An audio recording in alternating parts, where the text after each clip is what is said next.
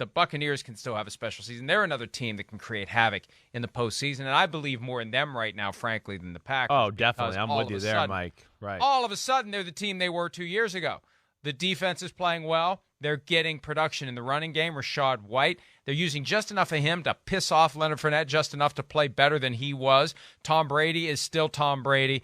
But there was an interesting item yesterday on JoeBucksFan.com where Bruce Arians, the senior advisor to the general manager that we haven't heard or seen much from since week 2 when he instigated the fight between Mike Evans and Marshawn Lattimore, he talked about the 3-game losing streak. And he mentioned that he conversed with Byron Leftwich, the offensive coordinator, every day when they were losing games. He doesn't read the papers. Nothing bothers Byron. That's what I love about him. That's why he'll be a damn good head coach. One day, he weathers everything. Todd Bowles does too, but I don't think it was fair to Byron. Nobody's going to say that Tom Brady was playing bad, but he was playing bad. We also had growing pains on a young offensive line, and we weren't running well. But, that reminds me of 2020. Yeah. Arians was calling Brady out every week, and he's got to hit that. Hey, they won the Super Bowl. He can't do that. They won the Super Bowl. Right. He was blaming interceptions on him that weren't his fault. Balls that went off the hands of the receiver were Brady's fault. What the hell was that? Got to hang in there and throw the ball. Yeah. But it worked. Yeah. But it worked. And I don't know how this came to be. That apparently, and there's another item just posted this morning on JoeBucksFan.com that Bruce Arians spent some time in the hospital. He's having chest pains. He's fine. Everything's good. This was back around the time they played Atlanta. Maybe one of the reasons he's kind of slipped out of focus. He didn't go to Germany for the game against the Seahawks, and he did an interview with Ira Kaufman of JoeBucksFan.com, so he's kind of back in the mix now. Yeah, but, good. Hey, look, you got this guy on your team. He's got a very vague and amorphous role, but maybe there's times where he can do something to give a little tweak here, a little push there, and get people a little extra focused and fired up. I think that's what is missed in that team a little bit to a degree. You can say what you want. I mean, he gave the Bucs an edge the last 2 years. I think he was that guy. I think he did make the Bucs tough and edgy and, they said, what about us? Screw them. It's us against the world. Bruce is, I think, great that way. I think he is. And then driving players kind of the same way and knowing how to needle them. And, I'm sure there's something tactical, let alone he's sticking up for his friends and Byron Leftwich and of course, Todd Bowles. And then also just speaking the reality. I mean, I'm disappointed because I want to go, Bruce, and apparently you're not watching me very much because I was trying to point out some of these problems. We were showing that on this show, right? I mean, it's a little bit what we talked about with Rodgers, a reluctance to hang in there and throw the ball down the field, nothing there. I think that's the biggest thing.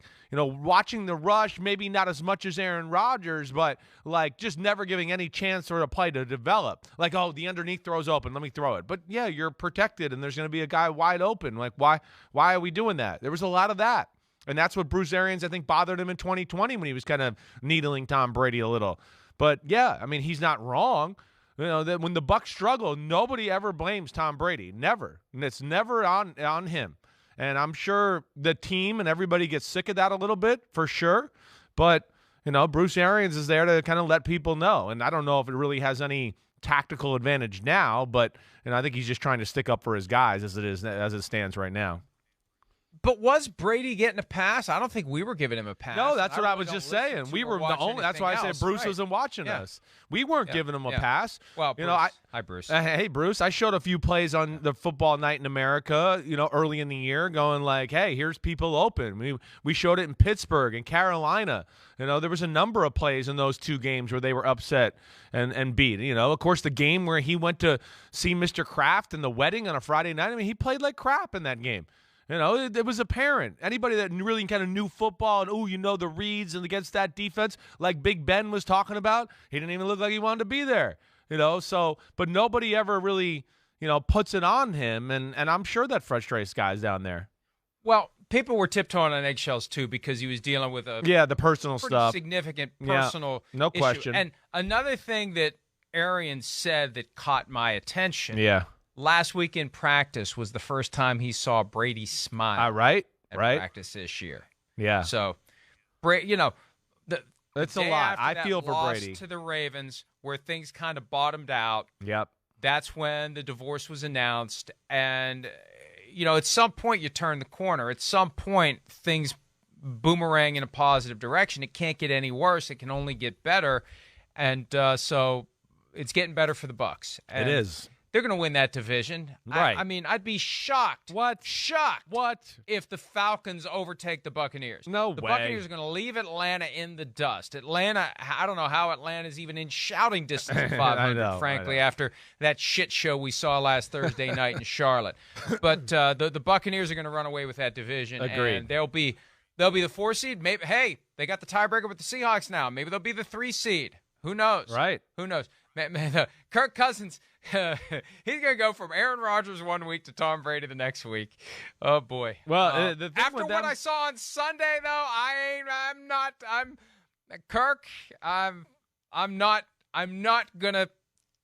going to just assume that he's going to crumple. That's right. That's wilt. right. Stick up. That's your quarterback. Like Stick up for him. That's right. But yeah, we'll see. Tampa Bay still got some games on their schedule. We know New Orleans gives them an issue. They got to play them again. They got the 49ers and the Bengals. But other than that, it is favorable. Cardinals, Panthers, Falcons, Browns. I mean, yeah, it's hard not to think that they're easily going to win the division. And Mike, I agree with you too. They're dangerous. To me, they're the team,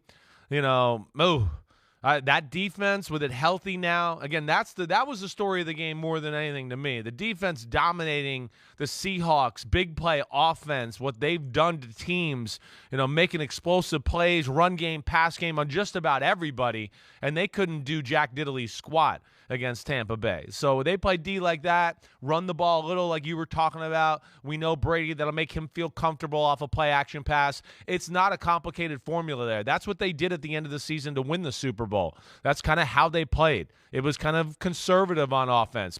Play action pass, run the ball, play D. That's all it was. We'll see if they can get back into that. And remember how they were coming out of their bye 2 years ago, 7-5 on the way in, right? Unbeaten on the way out. Exploded. This year, 5-5 on the way in, and it sure helps to have Akeem Hicks with Vita Vea. No question. You can't have one run stopper; you got to have two. They're he's killers. Got to stay healthy. Yeah, but 7 more games. I know. Chances are one of those two guys is going to get banged up at some point, and I that's hope what not. teams have to deal with. Yep. But that's kind of the common thread. The Packers off the mat, the Buccaneers off the mat, and one of the keys is they're healthy. Their key guys are healthy. Yep. The more your key guys are healthy, the easier it is to win football games in the NFL. It's cliche, but it's true. Hi, it's Mike Florio. Thanks for watching PFT on YouTube. Hit subscribe for the latest news and analysis from Pro Football Talk.